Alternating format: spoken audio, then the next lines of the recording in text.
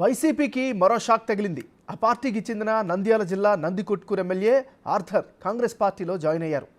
APCC chief Sharmila Reddy ఆర్థర్కు కండువా కప్పి పార్టీలోకి ఆహ్వానించారు. నందికొట్కూరు వైసీపీ టికెట్ తనకు దక్కకపోవడంతో ఆర్థర్ పార్టీ మారారు.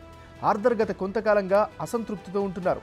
తెలుగుదేశం పార్టీతో టచ్లో ఉన్నప్పటికీ సీటు రాకపోవడంతో కాంగ్రెస్లో చేరారు.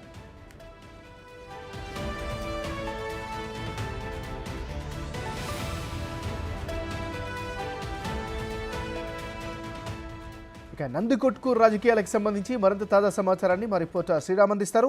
శ్రీరామ్, చెప్పండి, ఏం జరుగుతుంది? మీ దగ్గర అప్డేట్ చేయండి.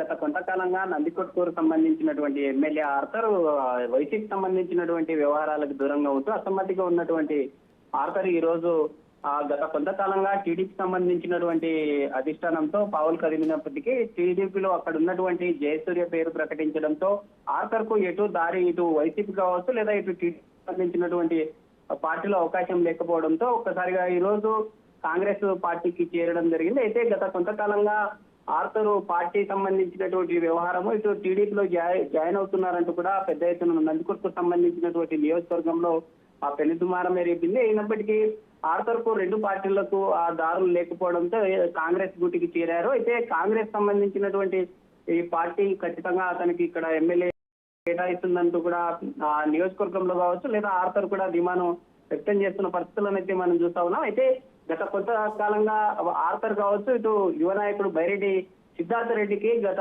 కొంతకాలంగా వైసీపీలో ఉన్నప్పుడు స్థానికంగా ఉన్నటువంటి కౌన్సిల్ సమావేశాల్లో తమ వర్గం వారు ఎక్కువగా అంటే నేను పేరుకు మాత్రమే ఎమ్మెల్యేగా కొనసాగుతూ ఉన్నాను, ఆ యువ నాయకుడు చెప్పినట్లుగా నేను వ్యవహరించానంటూ కూడా ఆర్థర్ రెబల్ గా పార్టీకి సంబంధించినటువంటి వ్యవహారాలు నుండి తప్పుకొని బయటకు వచ్చిన సందర్భాలను చూసాం. అయితే ఈ రోజు పార్టీ సంబంధించినటువంటి కండువాతో పాటు షర్మిలాను కలిసి మాట్లాడినటువంటి ఆర్థర్ రానున్న కాంగ్రెస్ సంబంధించినటువంటి వ్యవహారాలను ఎలా ముందుకు తీసుకెళ్తారో, రానున్న తర్వాత భవిష్యత్తు కార్యాచరణకు సంబంధించి సంబంధించినటువంటి నియోజకవర్గంలో ఒక సమావేశాన్ని ఏర్పాటు చేసుకుని తర్వాత తదుపరి కార్యాచరణను రూపొందిస్తామంటూ తెలుపుతున్నారు.